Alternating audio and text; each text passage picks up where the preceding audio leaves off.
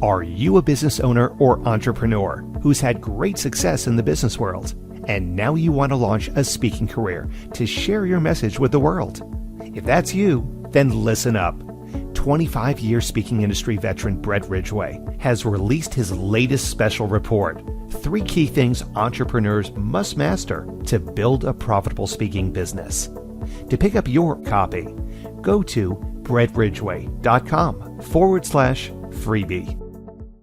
Welcome to the Spotlight on Speaking show with Brett Ridgway, where you'll learn the keys to building a profitable speaking business from speaking industry pros.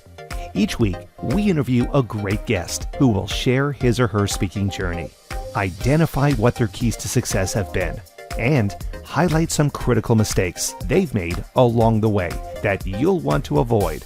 Be sure to visit our website at spotlightonspeaking.com. And while you're there, subscribe to us via your favorite network. Now, sit back, tune in, and get ready to meet this week's guest. Hello again, everyone, and welcome to another episode of the Spotlight on Speaking show. And I'm excited to have as my guest today, Dorothy Wilhelm. Dorothy started her broadcasting career in radio and television in 1983 when, as a new widow with 6 children, she began a decade as creative living expert at KIRO Radio and TV in Seattle. In fact, she once had Martha Stewart as a guest on her show. Over the next 40 years, she has been continuously on the air. In fact, Dorothy is the longest continuously broadcasting female personality in the Northwest. An award-winning professional speaker and humorist, Dorothy's newspaper column has run for 35 years, and she now does a podcast, Swimming Upstream radio show, and a brand new TV show, Keep Your Engine Running. Recently diagnosed with Parkinson's disease, Dorothy shares her journey with her audiences and readers who write that they are helped by her search for coping ideas and strategies as she continues to broadcast full-time from Panorama Assisted Living. Dorothy has 6 children, 3 of whom are senior citizens. Then there's the doctor, the lawyer, and the ventriloquist. She is often asked how she keeps going full speed now that she's celebrated her 91st birthday. And she says, I just remember Satchel Paige's quote, "Don't look back, something may be gaining." Welcome, Dorothy, to the Spotlight on Speaking show. Oh, that was so good. I think I'll just go right on home now. That was wonderful. Now that we've built you up, you got to live up to the hype now. Don't think I didn't pick up on that. Well, all right, so we're going back, gosh, over 40 years now to when you got into radio and TV and all that. So what was the call? What was the urge? What took you into that arena in the first place? Well, in a way, it was very easy. In a way, of course, it's never easy to get into broadcasting and speaking. But my husband died suddenly, and we really did have 6 children. And I do want to tell you, aside from all else, a lady with 6 kids is a drug on the market. So naturally, you had to, as I was the colonel's lady, I was an Army wife. In those days, officers' wives did not work. If your wife was working, you were called into the CO's office and told that your wife is working, see that she stops. So I wouldn't want to do that to my daughters-in-law. But because of that, I had no job skills, whatever. I had done a lot of volunteer work. But so here I am. Our little girl is 6. I have to do something that I can be there for her.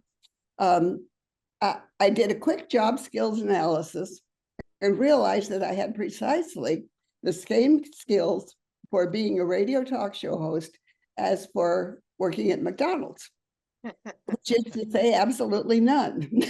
And so, but you see I thought, well, heck, we'll start at the top. McDonald's will always be there.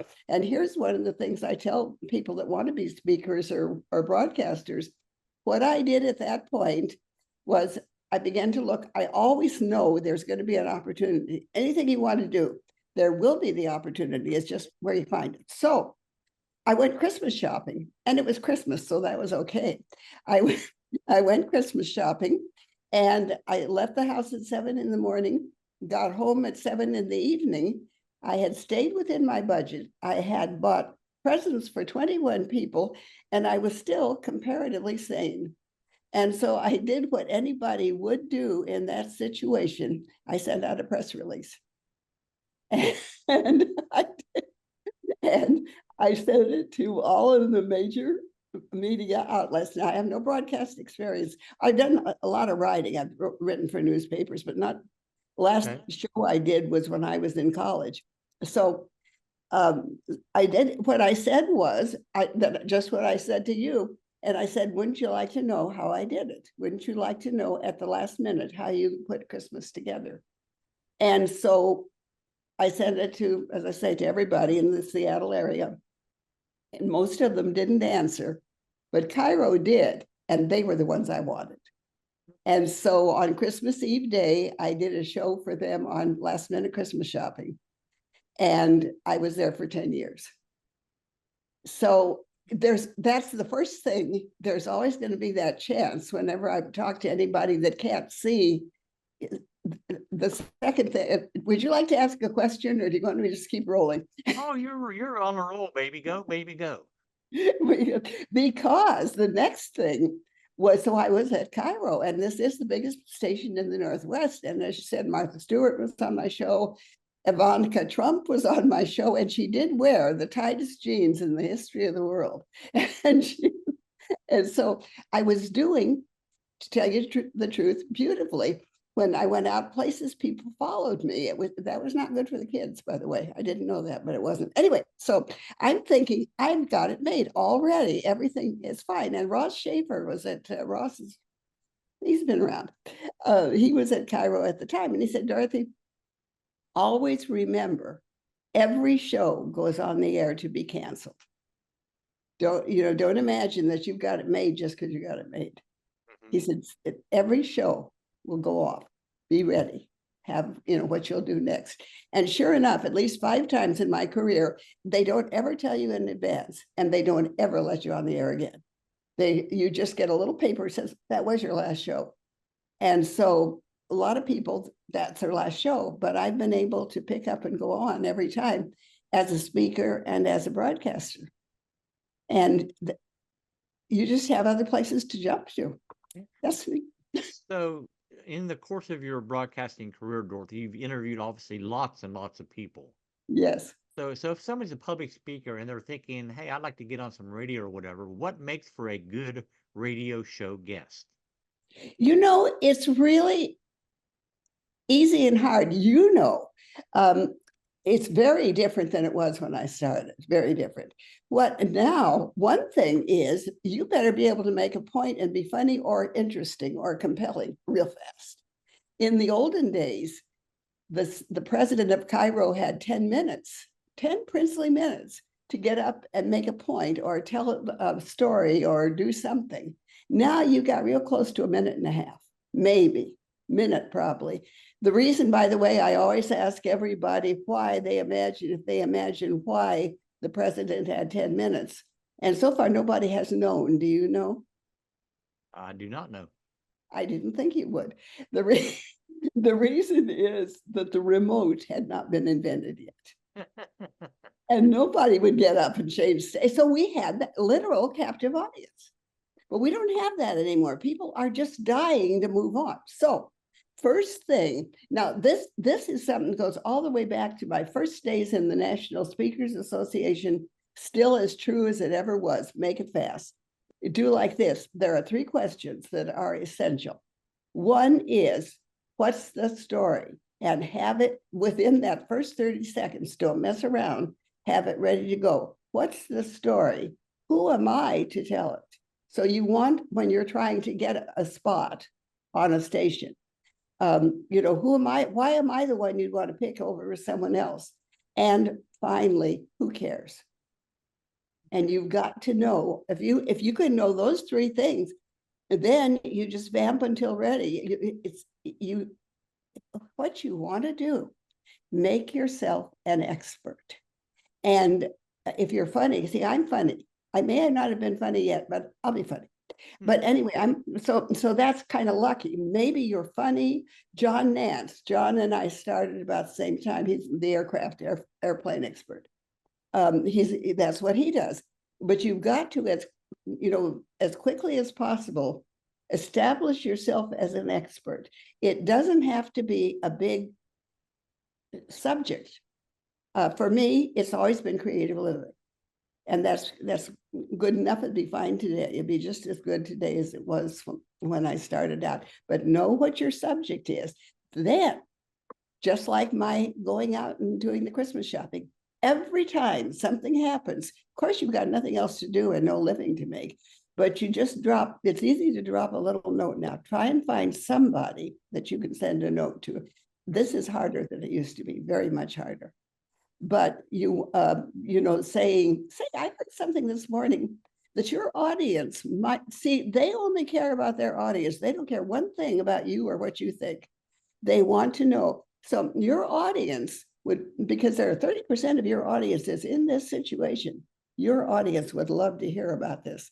I could tell you in a very quick, you almost might say, in 5 minutes, I can make clear to them 2 changes they ought to be making. And you do something like that, eventually, and that's like vamp until ready, that eventually you'll get your chance. But it's very, very much harder than it was when I started out, just because there are more stations.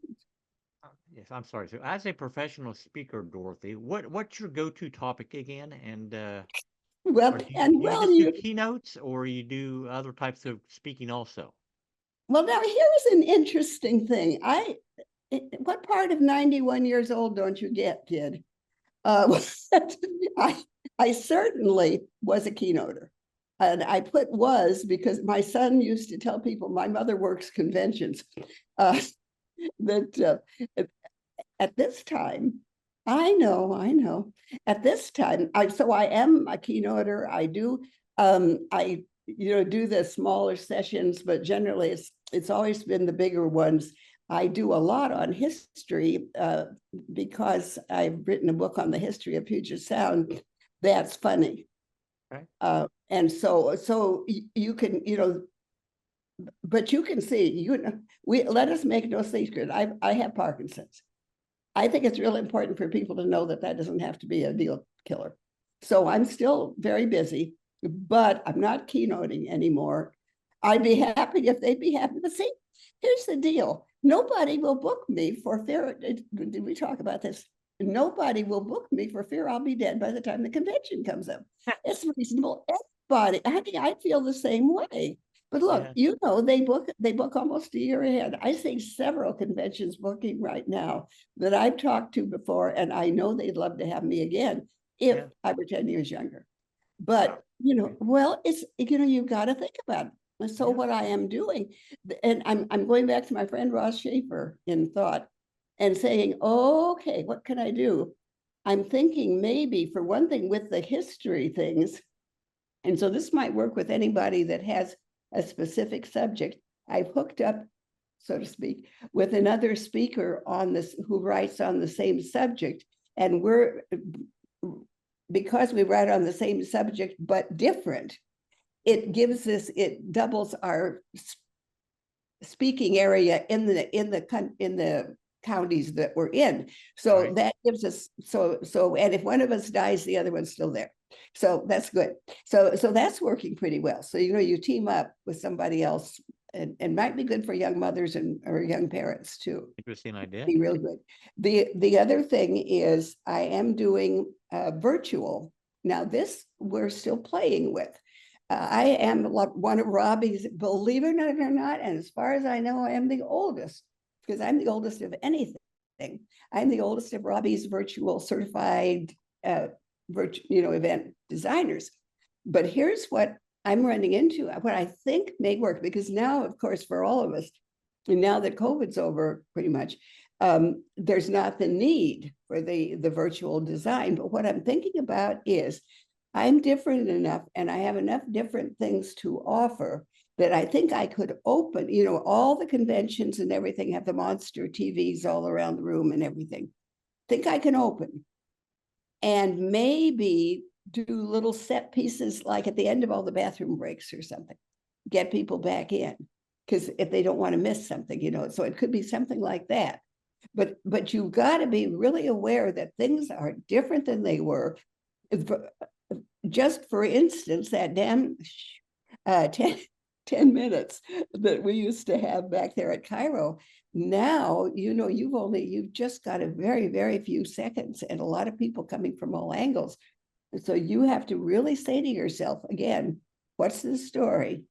Who am I to tell it? Why am I the only person that can tell this story, that can speak on this subject, that can reach this audience? Why is it me? And then who cares? Because if nobody cares, there's no point. So, Dorothy, during your career, you delivered lots and lots of keynote speeches. What are your 3 best tips for being successful as a keynote speaker, if you had to pick 3? Do you do keynotes? I do not. Good. I don't know quite how to take that, Dorothy. Well, I'll tell you what, it's, of course, depends on your subject. First thing I would say is know your audience. I feel that most speakers I watch and listen to do not know who their audience is. And you might say, well, you can't know who your audience is. They're all strangers coming and going. That isn't true. You can know who they are. And you've got to really speak to your audience. Now, here's the important thing. Realize that you do not have to be the smartest person in the room. And most of us, when we started out, and at NSA, that in those days, that this was true, we really thought we had to be the smartest person in the room. We had to have all the answers. We had to know more than anybody else. Well, as I went along, and at some of the places I would speak, especially aeronautical and this kind of thing, it became crushingly evident to me that I didn't know more than anybody. And then I came to realize that the most important thing you must do is find out what you've got in the room and how to use it.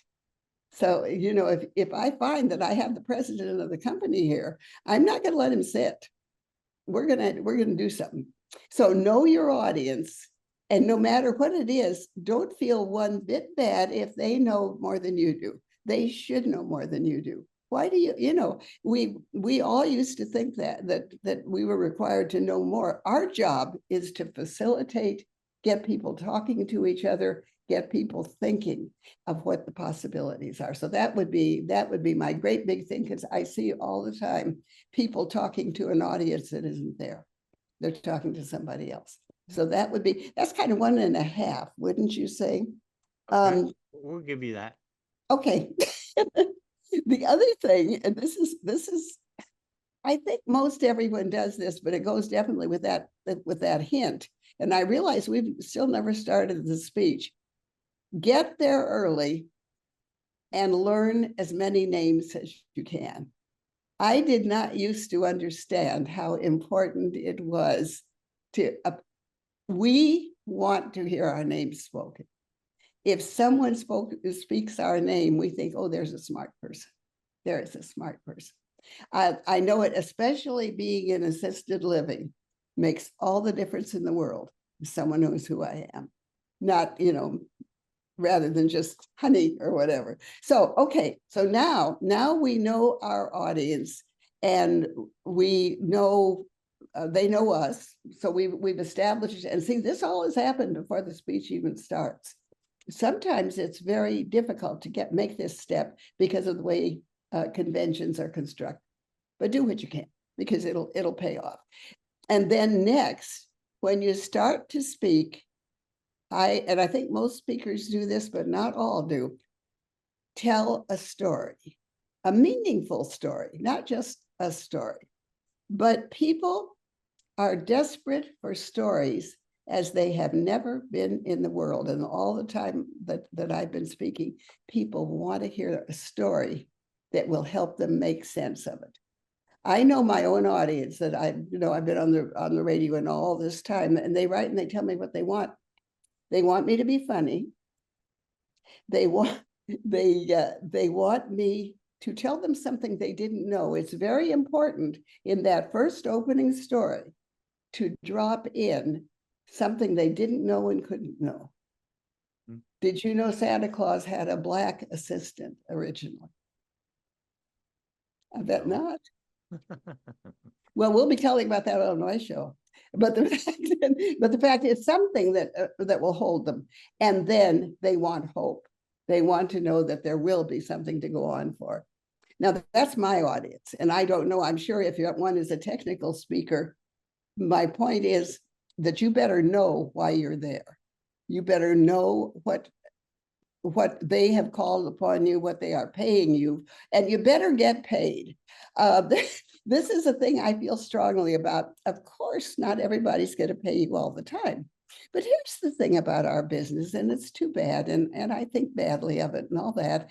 If they don't pay you, they don't believe you're real. As a speaker, but I have a hint. Pretend. What I found is I was doing a lot of speaking and loved it and loved the money and all that. Kids are in college, so I can do this. But what was happening was I didn't get to speak to the audiences I loved, because you don't know, all the people at home here, here in the Pacific Northwest, many of the people I really loved didn't have much of a budget for speakers.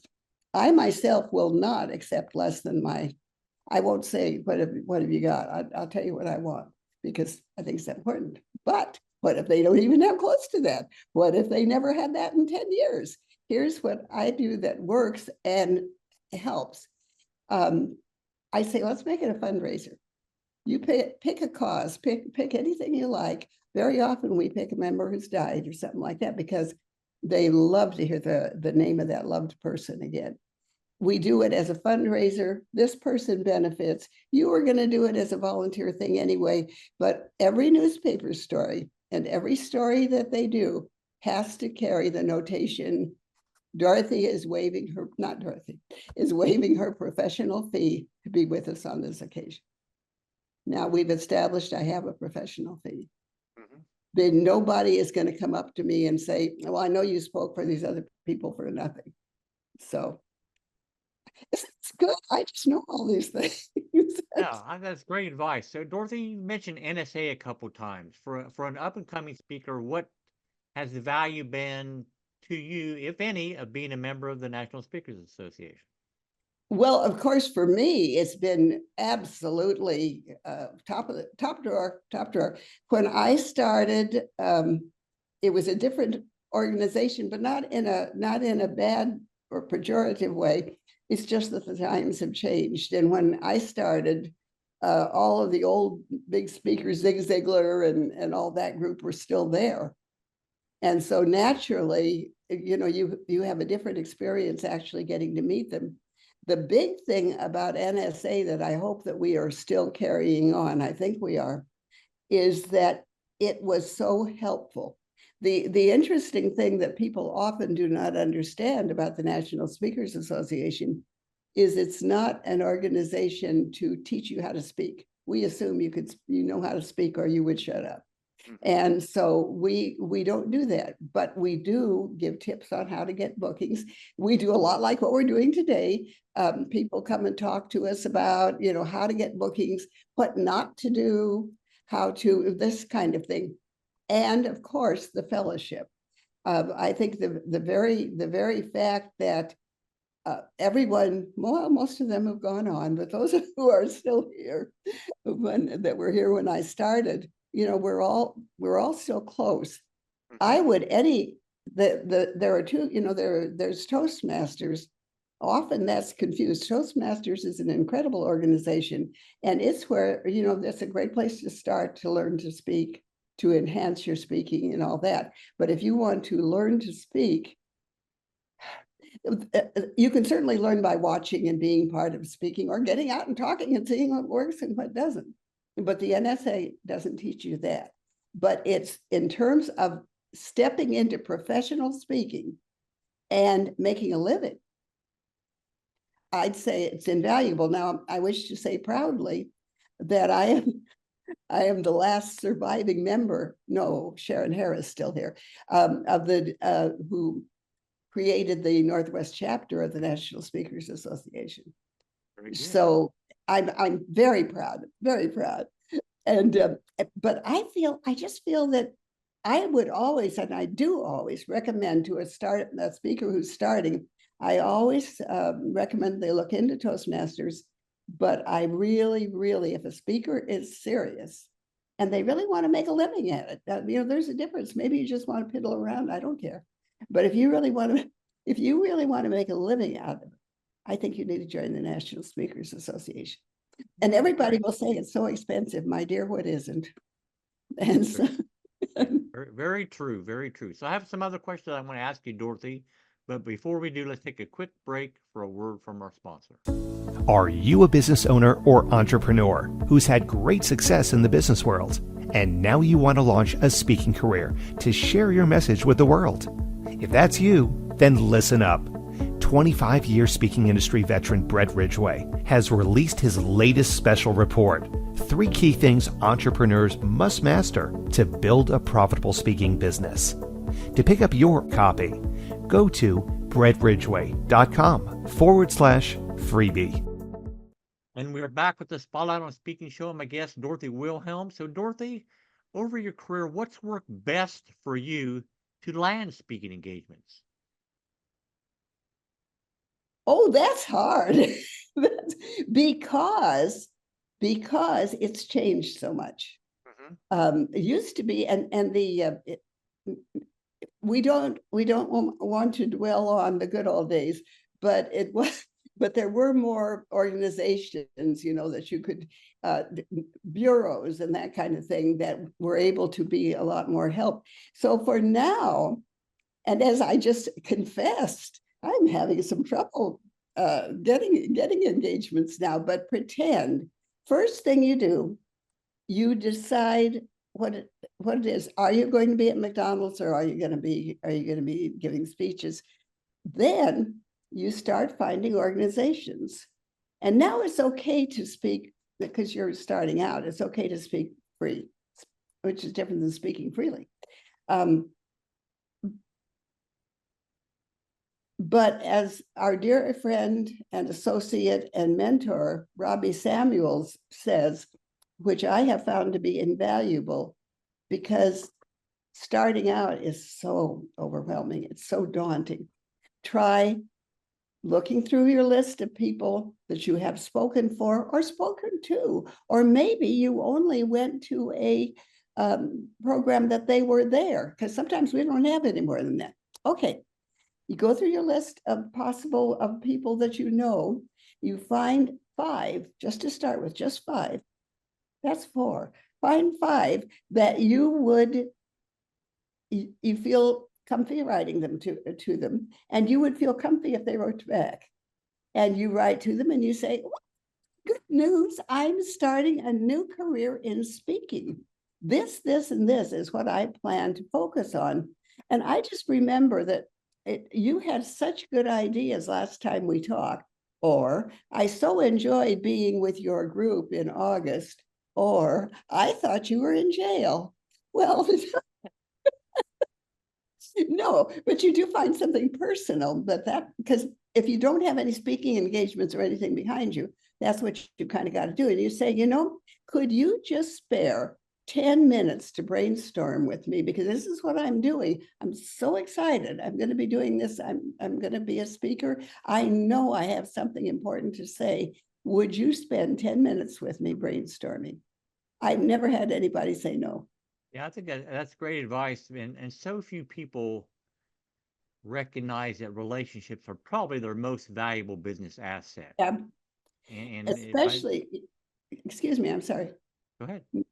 No, especially in this day and age, because it used to be so many things that we could depend on as associates or whatever, we can't now. And so this is what you really have to do. But you would be astonished at how willing people are to help if you give them a limit. This is, we're not going to spend all day on this.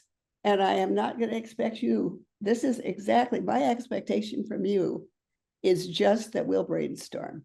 And then you're very careful to hang up at the end. But so many, don't you see why I'm a speaker? Because you can't get me to shut up.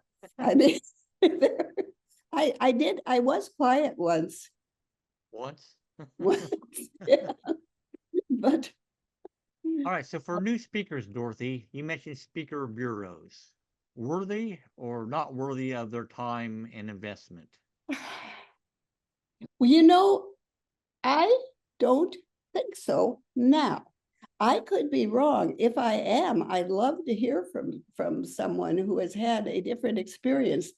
I just don't think my experience has been that you can't have them till you don't need them. Yep. That's okay as long as you understand the game. People get so discouraged and they say, oh, nobody cares. You're right there. Nobody does care. So that's great. But what you do is they naturally, all you have to do in life is say, these people have a living to make too. Yeah. If they do, then is this going to help them make a living, or am I better off? I myself find you're better off to spend just as much time as you can connecting with people. And don't get discouraged if you don't hear back, but don't let it slow you down. After you've done that five emails, or you do 5 more. Don't say, I have so many people, including my very own kids, disqualify, like will be wanting to start a new project and they'll say, oh, I don't know if that will work. Of course you don't, dummy. We don't know till we try. But if we try, what's the chances of a little girl from Worland, Montana? Worland, Montana is underwater now, by the way, being, national, international speaker and broadcaster and all that without any experience whatever and no more brains than necessary. So the point is, if there's anything you want to do, there will be the opportunity. And I will tell you what, just to tell your listeners, because I'm waiting around, if anybody wants to call and get a tip or two on what they're doing, I would be no, don't call, email me. I don't answer the phone. What do you think this is? We'll make sure Dorothy's email appears in the show notes down below. So, all right, Dorothy. So now it's time for the embarrassing question of the day. So you've done a lot of speaking in your career. Tell me if something happened that was left you red-faced at the time, but a valuable lesson was learned, and it would be something you'd advise up-and-coming speakers not to do. Boy, I wish I knew that. I bet you told me you were going to ask that too, didn't you? No, probably not. I got to keep you on the edge a little bit. Well, yeah. Well, I don't. And it could be something you saw another speaker do that you said, why that? How do they do that? But a lesson was learned. Well, it simply has to be. It cannot be that in the beginning that I didn't do just and right along. It isn't like I got over it. You wouldn't.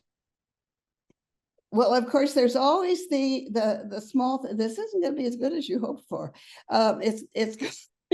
I know one thing. We set the bar. We set the bar low now. So now you can. Well, the terrible thing is, here's what we're dealing with. We're dealing with the fact that I can't remember very much. And so it'll come to me much later. But one small thing and funny thing is that I perpetually don't know where I am or who I'm talking to. And that's kind of been, it isn't really about getting old because I really never have. And people kind of seem not to like that.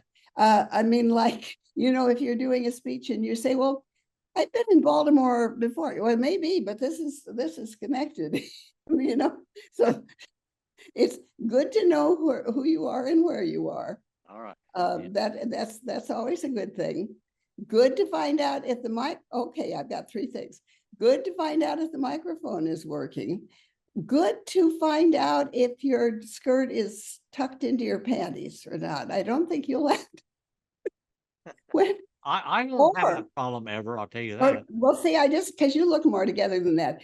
In other words, have somebody look at how, this is a good one.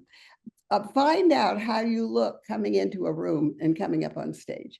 See, you're lucky being on television because you see yourself coming. But if you have toilet paper on your shoe, that's pretty bad. If you have, and ladies, well, we do tend to get things tucked in our panties. And that's not good. So yeah, I would say I have had that happen, and I would sure say either get a trusted friend to watch how you're leaving, or just remember to really check. And boys probably have equal things that they need to check. Similar things. But a lot of time, I know one. And this wasn't the National Speakers Association, and this was one of the big speakers, and not Zig, but one of the big ones. And we had a really nice morning, but they ran long, and he's wearing his mic in days before they were as common as they are now. And so anyway, he forgot to take it off when going to the bathroom.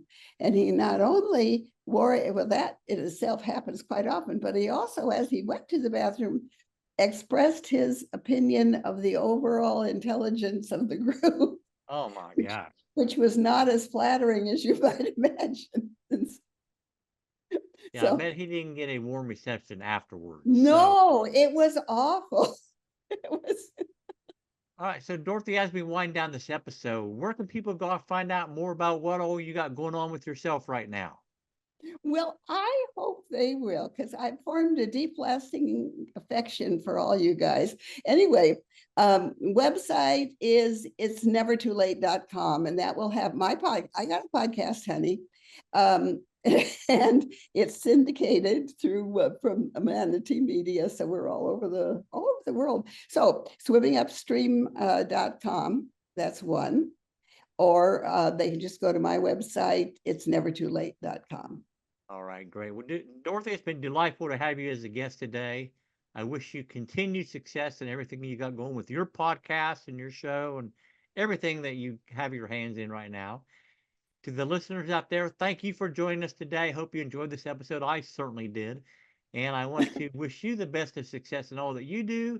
And as always, may this year be your greatest year yet. Take care, everyone. Bye-bye. This has been the Spotlight on Speaking show with Brett Ridgway. Be sure to join us every week as we interview speaking industry pros and have them share their best tips for building a profitable speaking business.